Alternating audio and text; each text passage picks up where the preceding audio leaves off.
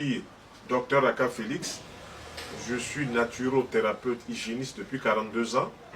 Je voudrais partager cette expérience de manière pratique et de manière pragmatique. Qu'est-ce que cela veut dire? 42 ans, ce n'est pas 42 jours. 42 ans, ce n'est pas 420 jours. 42 ans, ce n'est pas 4200 jours. 42 ans, c'est 365 jours, tu ne pas 42. Donc quand vous calculez, vous allez voir qu'il y a une expérience vraiment dont j'ai eu la chance de bénéficier en étudiant la naturothérapie. La naturothérapie, c'est quoi? La naturothérapie, ce sont les plantes médicinales. La naturothérapie, ce sont les plantes alimentaires. Donc, et on précise encore, plantes médicinales, on dit phytothérapie. Plantes médicinales, phytothérapie, plantes alimentaires, bromatothérapie. Ensuite, les huiles essentielles qui sont extraites des plantes, on dit aromathérapie. Puis il y a les techniques manuelles, massothérapie, il y a les couleurs, chromothérapie, il y a la musique, musicothérapie, puis il y a toutes les techniques de relaxation et de réflexologie. C'est tout ça là qu'on a dit naturothérapie. Donc c'est un vocable. Dans le vocable naturothérapie, il ne faut pas que les gens mélangent dans leur tête pour dire non, naturothérapie c'est les plantes. Oui, les plantes font partie de la naturothérapie. Mais les plantes seules ne sont pas la naturothérapie. Voilà ce que je voudrais d'abord dire en préambule avant de commencer mes propos. On a reçu beaucoup de questions et je vais répondre à chacune de ces questions parce que je pense que si les personnes ne trouvent pas des solutions ici ou là, nous pouvons aussi leur apporter quelques solutions. Alors, il y a des gens qui ont posé les questions de savoir comment soigner les maladies de la femme. Les maladies de la femme, c'est les fibromes. Les maladies de la femme, c'est les kystes. Les maladies de la femme, c'est les myomes. Les maladies de la femme, l'infertilité. Les maladies de la femme, démangeaisons vaginales. C'est tout ça là, les maladies de la femme. Sur le plan de la naturothérapie, quand une femme arrive à un fibrome, cela veut dire quoi? Cela veut dire qu'elle n'élimine plus bien du côté vaginal. Donc si elle n'élimine plus bien, il faut aller chercher du côté alimentaire. Parce que c'est l'alimentation qui conditionne l'urination, c'est l'alimentation qui conditionne les selles, c'est l'alimentation qui conditionne tout l'épanouissement d'un homme ou une femme, c'est l'alimentation. Avec toutes les pensées qu'on peut avoir, mais d'abord, il faut prendre l'alimentation et puis ensuite prendre les autres facteurs croisés. Les autres facteurs croisés, il y a l'environnement.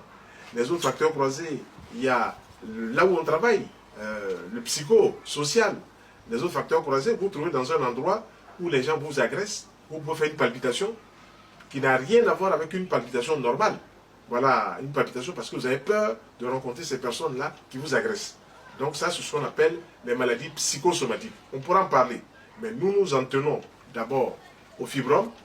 Le fibrome, c'est le tissu fibreux qui va évidemment souffrir, c'est l'utérus, hein, l'utérus, vous allez voir des nodules qui vont commencer à se loger sur l'appareil de la femme, l'appareil génital. C'est ce que dit la science, c'est ce que dit la médecine des hôpitaux. Donc, qu'est-ce qu'il faut faire? Premièrement, il faut réformer l'hygiène alimentaire. L'hygiène alimentaire, il faut que la personne qui a un fibrome, qu'il soit petit, qu'il soit moyen ou qu'il soit gros, commence par réformer son hygiène alimentaire. En mangeant tous les jours des fruits, mais surtout des fruits juteux, des fruits variés, des fruits de son choix. Fruits mûrs, juteux, fruits mûrs variés, pourquoi? Les fruits sont des aliments qui nettoient le corps. Donc si c'est des aliments nettoyeurs, c'est un des éléments naturels pour aider à nettoyer le fibrome. Ensuite, les aliments, comme fruits, apportent quoi? Des vitamines. Donc ils vont apporter de la vie au corps. S'ils apportent des sels minéraux, on manque toujours de calcium, on manque de sels minéraux, de potassium, on manque de magnésium, ça fait qu'on est déséquilibré. Donc, en utilisant les fruits au petit déjeuner, à volonté, il faut manger jusqu'à 5, 6, 7 sortes de fruits. Quand on va manger ces 5, 6, 7 sortes de fruits, le corps va provoquer ce qu'on appelle le phénomène d'osmose. Plus on rentre des fruits dans le corps qui se métabolisent, plus les impuretés commencent à sortir. Ça, c'est un secret qu'il faut bien connaître, l'osmose. On rentre des fruits dans le corps, les fruits vont apporter les éléments dans toutes les parties du corps, mais vont enlever ce qui n'a rien à faire dans le corps. Les fibromes sont arrivés parce que la personne n'élimine pas bien. Elle mange des aliments peut-être en grande partie cuits. Or, tout ce qui est cuit, le corps ne les assimile pas à 100%. Le corps les assimile à juste un tout petit peu. Donc le corps va garder des impuretés qui n'ont pas pu sortir par les intestins, il va le garder dans le corps. Et La voie élective, ça va être par exemple le fibrome qui va se poser sur l'utérus. On dit utérus fibromateux. Donc, il faut, premièrement, les fruits au petit déjeuner. Deuxièmement, midi, il faut suffisamment de légumes pour accélérer l'élimination des impuretés qui se sont logées sur l'utérus. Il faut demander à cette dame de boire des jus de légumes. Un jus de légumes, c'est quoi? On prend des oignons, on prend des carottes, on prend des concombres, on prend des tomates, on prend du chou, on prend du persil, on prend de la pomme de terre crue. Oui, la pomme de terre crue soigne. On prend les betteraves, on prend les persils. On va écraser tout ça. Cette synergie de plusieurs légumes vont donner un jus à l'état cru. Et on va boire ce jus-là le matin avant de manger le petit déjeuner, à midi avant de manger le repas de midi, le soir avant de manger le repas du soir.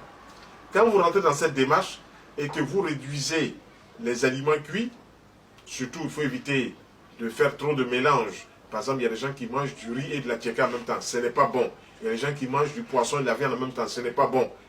Une fois en passant pour les fêtes, ça va. Mais quand on fait ça tous les jours, le corps est surchargé d'éléments et il ne peut pas gérer tout ça. Donc, cette quantité de métabolites, les métabolites, ce sont les déchets qui sont issus du métabolisme. On a transformé les aliments, une partie va dans les selles, une partie rentre dans le corps pour nourrir le corps, mais une partie rentre dans le corps puis ne nourrit pas le corps. Donc, il faut que le corps stocke ça quelque part.